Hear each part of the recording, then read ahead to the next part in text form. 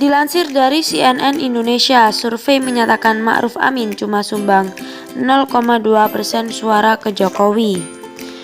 Carta Politika Indonesia menyebut kontribusi sosok cawapres Ma'ruf Amin terhadap tingkat keterpilihan pasangan Jokowi Ma'ruf di Pilpres 2019 terbilang kecil.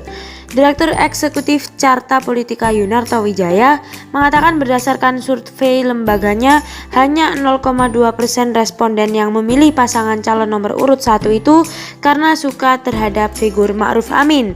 Masih kecil sekali bagaimana faktor Ma'ruf sebagai cawapres menjadi insentif elektoral. Dari keseluruhan pemilih Jokowi, Ma'ruf hanya 0,2% yang katakan karena suka Kiai Ma'ruf, ujar dia di kantornya.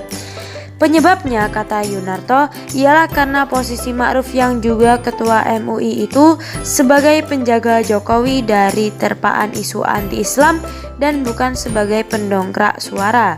Kedua, ada faktor Jokowi unggul dari lawannya, jadi tidak perlu lagi memaksakan faktor baru sebagai pendongkrak, termasuk memaksakan faktor wakil sebagai pendongkrak, ucap dia.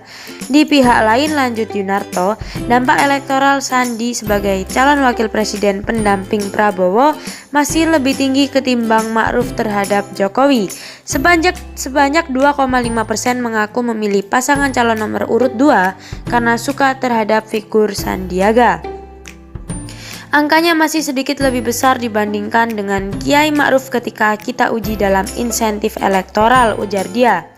Lebih lanjut, Yunarto mengatakan alasan responden memilih kedua pasang calon adalah karena sosok sang capres.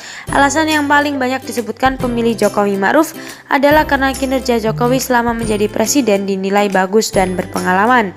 Sementara itu tidak terlihat alasan dominan masyarakat di dalam menjatuhkannya pilihan terhadap pasangan Prabowo Sandi. Namun faktor karakter kepemimpinan yang tegas, berjiwa sosial tinggi, dan kesukaan terhadap Prabowo menjadi 3 alasan utama pemilih pasangan calon nomor urut 2 itu.